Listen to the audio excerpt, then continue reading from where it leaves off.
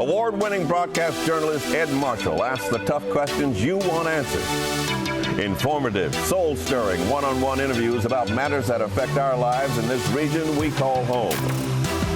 Here now with Conversations is Ed Marshall.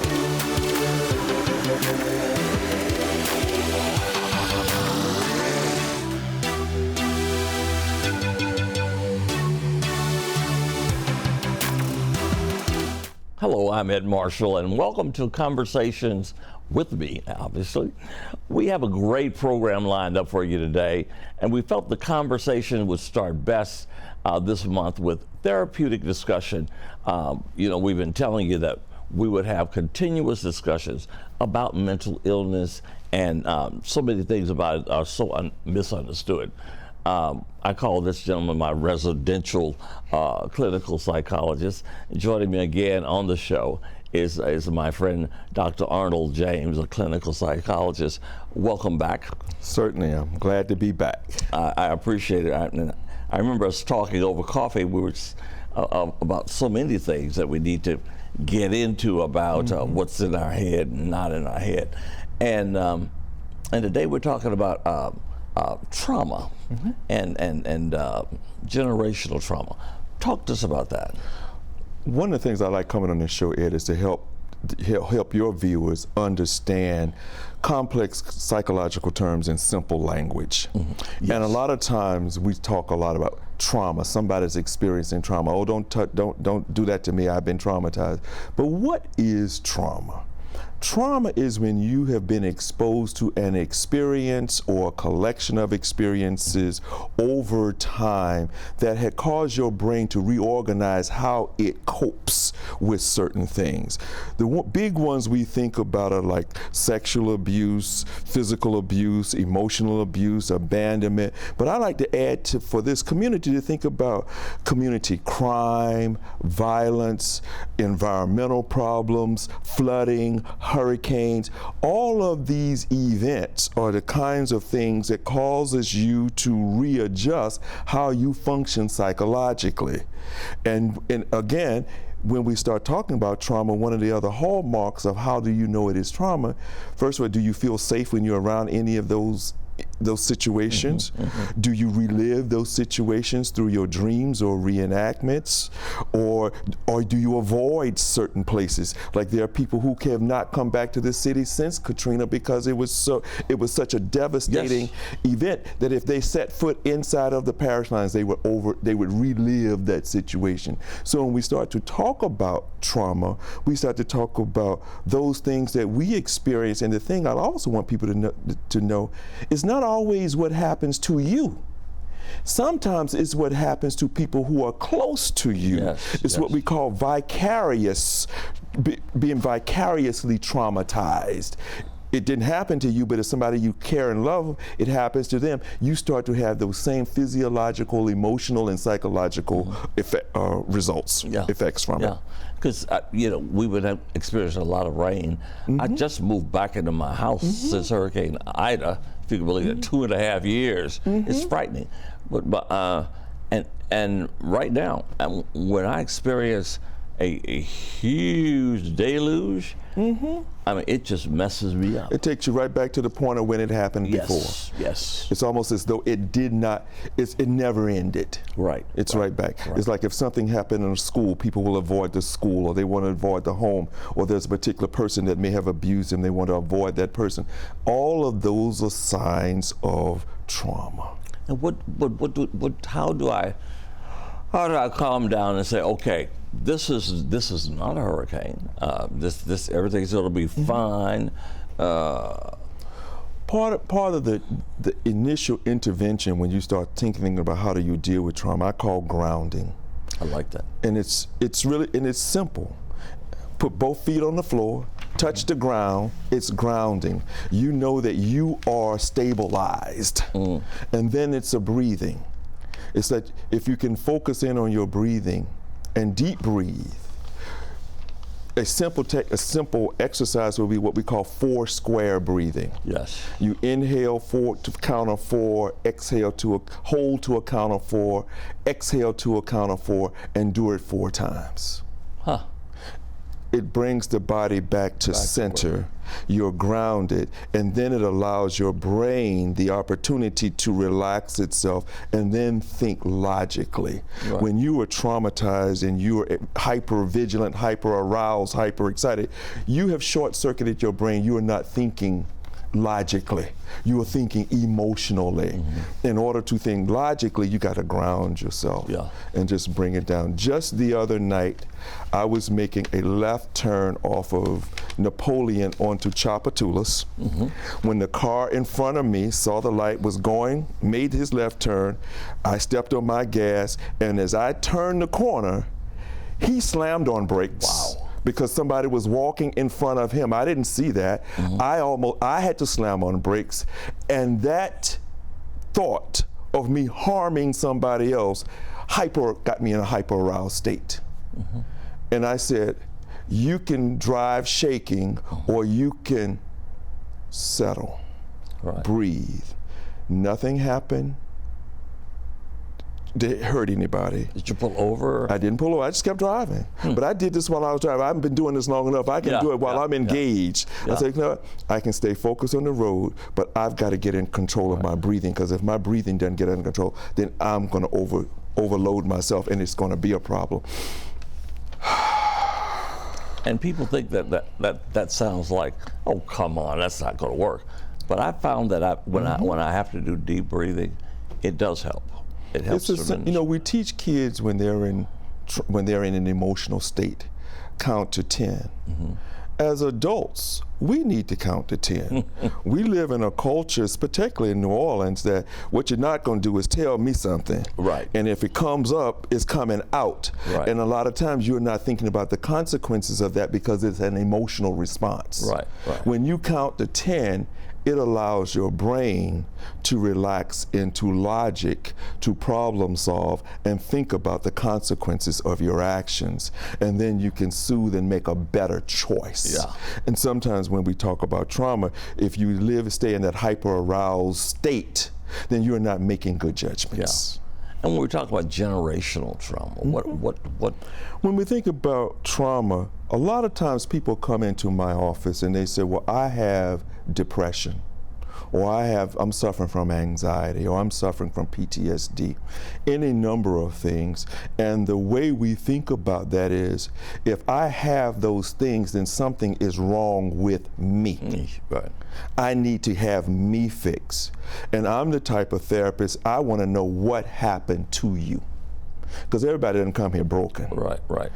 There are things that happen around people that cause them a reaction that then manifests itself as anxiety and depression. And if we can just go back 2 generations, if your grandparents experienced racism, oppression, segregation, domestic violence, they are coping with that, then they don't have all the psychic energy that is necessary to then parent someone. Someone is being parented and their parenting has been compromised, then when they get to parent, then their parenting is compromised. So you say, well, I didn't experience the oppression, I didn't experience the racism, but somebody did, and it left a constitutional inheritance that somebody inherited that they then passed on. And so when we start to talk about trauma, we can't talk about it in isolation. We have to talk about it in its familial and its community context. And we've got about 1 more minute. I tell you, this time speeds up because when we start talking, I want to go. We have to do a half-hour show just totally talking about it. Please. And when we talk about approval seeking, real quickly, that may be the manifestation of of an individual. I want to be known. I want to know that I matter, because whoever the parent was or the caregiving person did not show up to approve on the day that you needed that approved. And so I call that the accumulation of empathic failures. It's because no parent is perfect. Parents do the best that they can do with what they have to work with. And I tell people too, even if if say you have multiple children, the parents my older sister had are not the same parents that I had, because they have taken whatever tools and structured themselves and tried to get better. And if it's multiple children, just say something like attention.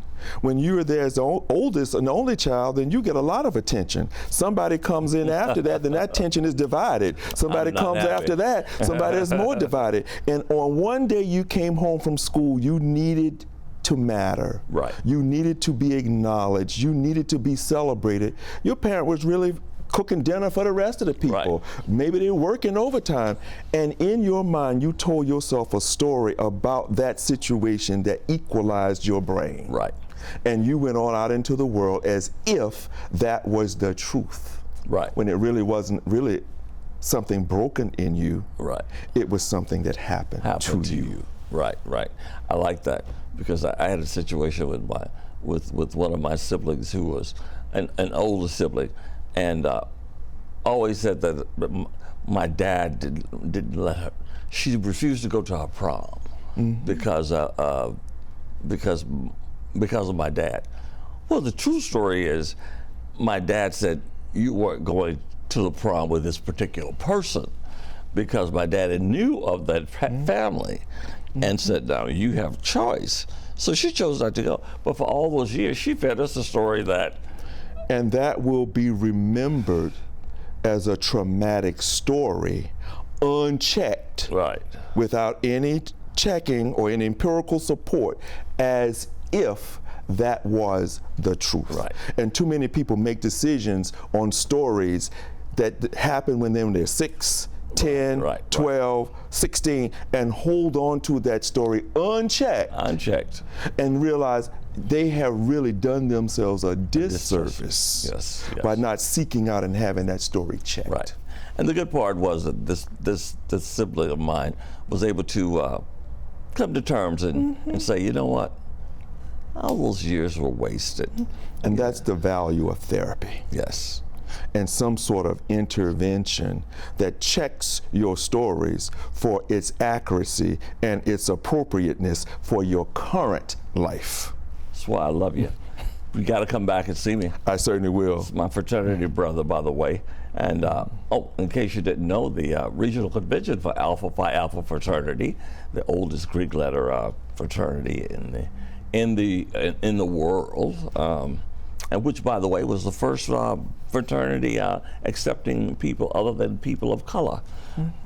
It's in New Orleans this weekend, and so if you get a chance, try to go down to the Hyatt Regency and take a look, and there are some public events that you could learn some good things. They always leave good things behind and do a lot of good stuff in our community that you may not hear about, but we're on the case. Dr. James, come back and see me. I certainly will. Because, you know, we've got a laundry list of stuff. We're going to get this community healthy, yeah. Oh, we're going to do it. It's all about the well-being of the community. Bless you. Okay, when we come back, we're going to have some information about a program that went very well, and I'm going to introduce you to the people who participated and really knocked the ball out of the park. And hopefully these African-American young men now are stronger than ever and able to take on some responsibilities that they didn't know that they could. Stay with us. There's more conversations on the way. When I got the opportunity to get her, there wasn't no choice. I told myself, I'm gonna take custody of my daughter. It's my baby. That's what we're supposed to do as men. Take care of our home, build a foundation, you know what I'm saying? Love, our money, she's my purpose. I'm here to walk with her, hold her hand until she can walk alone. Ain't nothing like being a father in this world.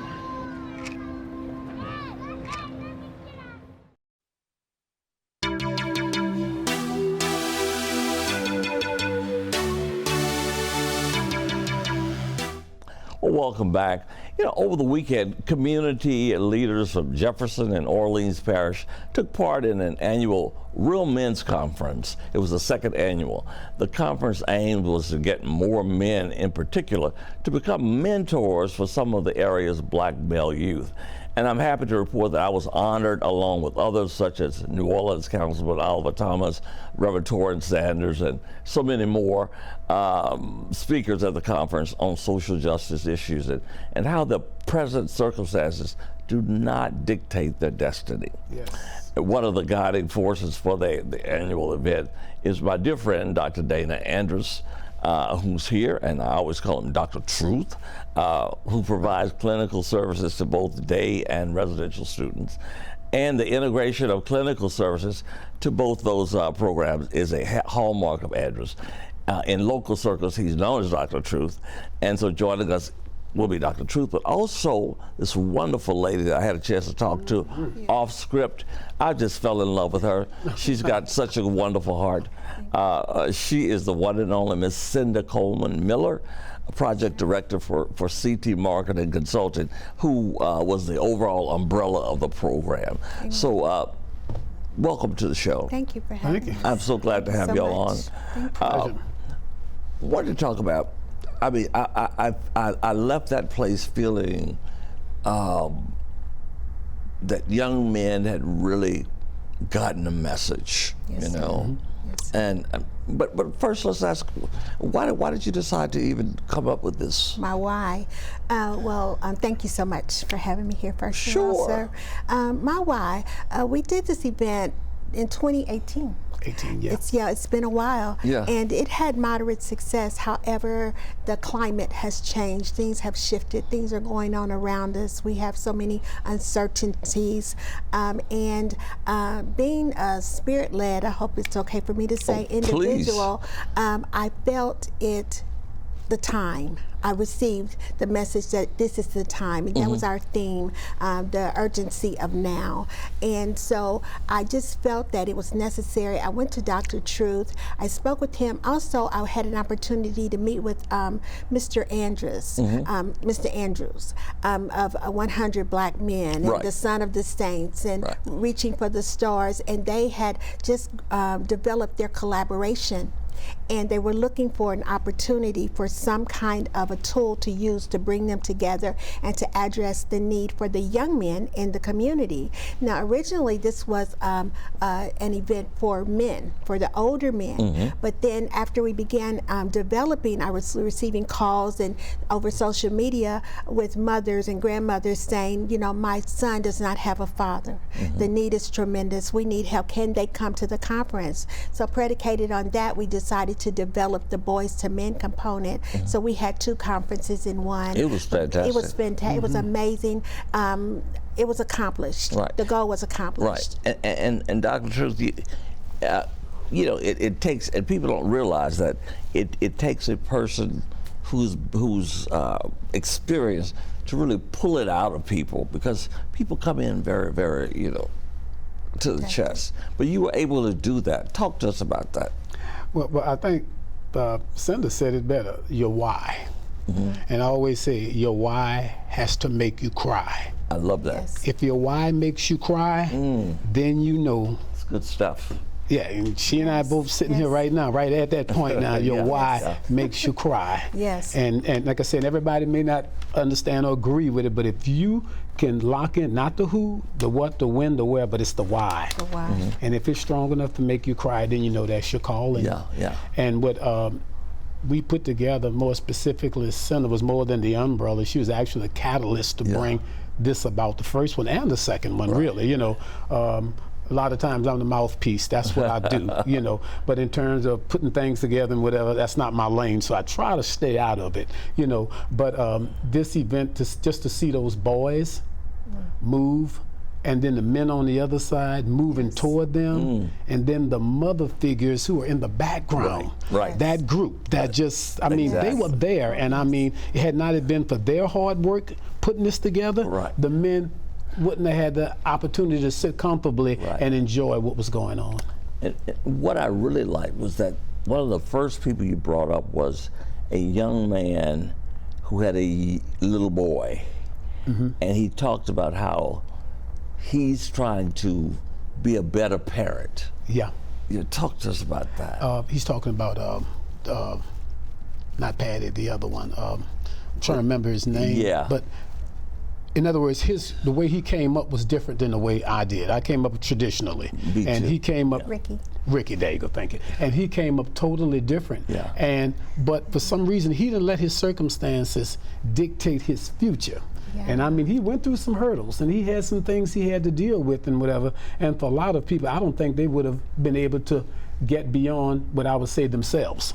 But this man, Ricky, he was able to hold it together, keep it together, and now, I mean, he's got a family now, he's doing well and whatever, because he never gave up. That's great.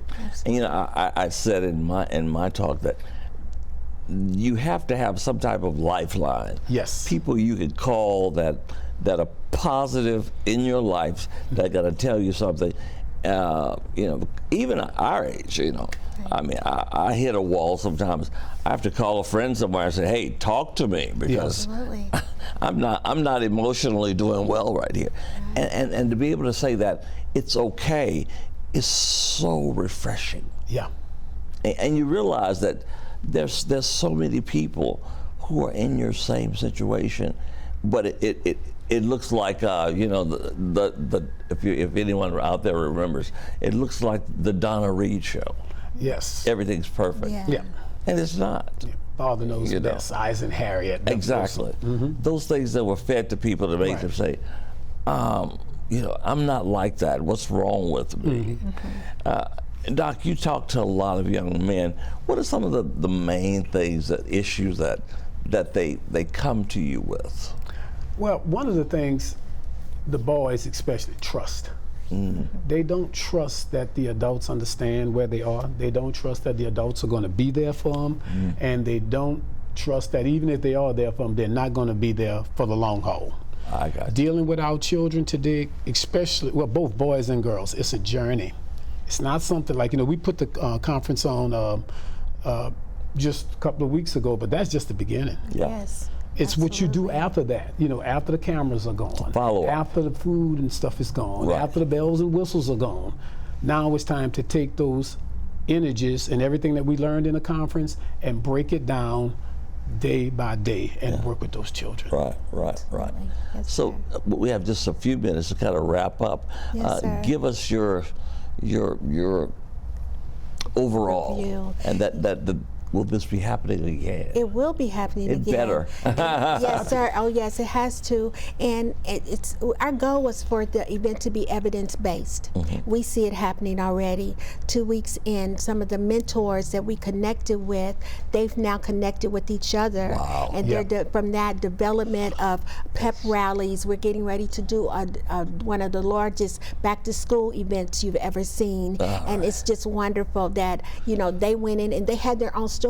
That's what was so amazing about this. And then they came together and they used their tools and their experiences to bless the boys and the men. The men were tremendously blessed. So we did what we want to do, and that's, you know, it's awesome. And we can't wait till next year. It's going to be bigger and better. Great. Yeah. Yes, sir. Doctor, your summation? Well, I mean, I think Cindy said it all. I mean, like I said, it's just a beginning.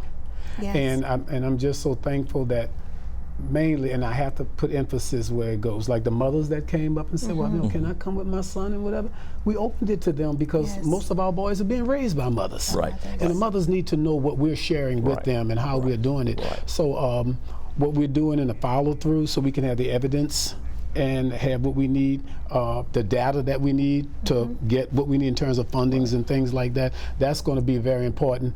But the big thing is that knowing that those boys that were sitting in that audience, now they understand that they have a responsibility Yes. to do what needs to be done. And the men on the other side, they know now for a boy to be a man, he's got to see a man. See a man, He exactly. can't be what he don't see. So they saw the unity and the union together between So the you two. believe this will be a catalyst to make something even bigger and better, Absolutely. and to help heal our region, not just New Orleans, but our region. Right. Yes. Yeah, because you know a lot of things are coming down from the state level that's going to affect our boys here in Baton Rouge and New Orleans specifically. So that means what we want to do is be proactive, get in front of what it is that the Yes. state has to put in place. They don't have a choice. But I think that we can get in front and kind of like offset some of that's going to go on and whatever, you know, then I'll know that our task that we did, the first conference, the second one, and anyone that come after that was well needed. God bless you. Missionary I was God bless determined to have you all on the show because I wanted my audience to know that there are people out there who care about your children. They truly care about it. It's not like a one-time wonder thing like, oh, they went to this meeting, they had some food, and blah, blah, blah. No, they're actually taking inventory of what's happening to your child and how they can, create a bond where a young man is being taught by another man. Yes. Because that's key, particularly as we go out and father our own children. Yes. Absolutely. So I ask you all to come back We will. next year. Yes, sir. Whether I'm speaking or not, I will be there. You'll be speaking. And I tell you, I also saw my wonderful pastor. I always have to give him his props. Pastor James Nelson Brown was there. Oh, Yes. And just love him to death. And of course, my frat brother Torrance Sanders. Yeah, there's just so many men. You go on and on who truly care about this community, and I care about you. So we want you to come back. Thank you. Okay. Thank you so much. Thank you. All right, when we come back, we're going to have some special memorial goodbyes for a special lady and for a very special dog. So stay with us. There's much more of conversations on the way.